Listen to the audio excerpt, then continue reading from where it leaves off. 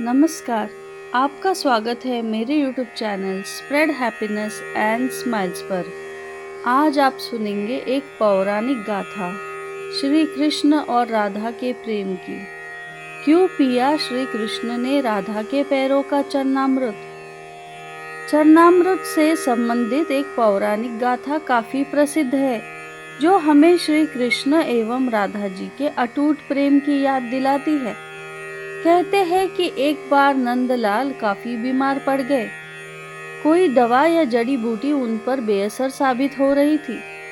तभी श्री कृष्ण ने स्वयं ही गोपियों से एक ऐसा उपाय करने को कहा, जिसे सुन गोपियां दुविधा में पड़ गई।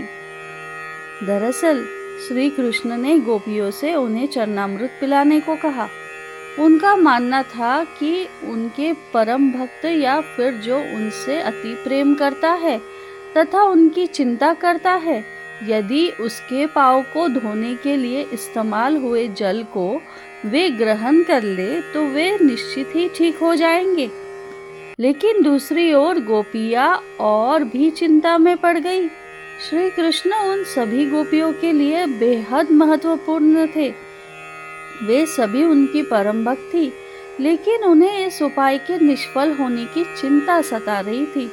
उनके मन में बार बार यह आ रहा था कि यदि उनमें से किसी एक गोपी ने अपने पाँव के इस्तेमाल से चरणामृत बना लिया और कृष्ण जी को पीने के लिए दिया, तो वो परम भक्त का कार्य तो कर देगी, परंतु किन्हीं कारणों से काना ठीक न हुए तो उसे नरक भोगना पड़ेगा। अब सभी गोपियां व्याकुल होकर श्री कृष्ण की ओर ताक रही थी और किसी अन्य उपाय के बारे में सोच ही रही थी कि वहां कृष्ण की प्रिय राधा आ गई। अपने कृष्ण को इस हालात में देख के राधा जी के तो जैसे प्राण ही निकल गए हो। तब गोपियों ने कृष्ण द्वारा बताया गया उपाय राधा को बताया, तो राधा ने एक क्षण भी व्यर्थ करना उचित न समझा और जल्द ही स्वयं के पाँव धोकर चरणामृत तैयार कर श्री कृष्ण को पिलाने के लिए आगे बढ़ी। राधा जी जानती थी कि वे क्या कर रही है। जो बात अन्य गोपियों के लिए भय का कारण थी, ठीक वही भय राधा को भी मन में था। लेकिन कृष्ण को वापस स्वस्थ करने के लिए वे नरक में चले जाने को भी तैयार थी।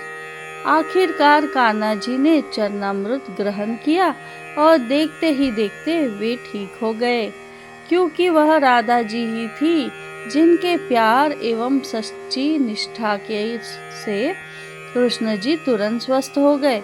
अपने कृष्ण को निरोग देखने के लिए राधा जी ने एक बार भी स्वयं के भविष्य की चिंता न की और वही किया जो उनका धर्म था। यदि आपको ये कथा पसंद आई तो कृपया मेरे channel spread happiness and smiles को शेयर कीजिए, लाइक कीजिए और सब्सक्राइब कीजिए। धन्यवाद।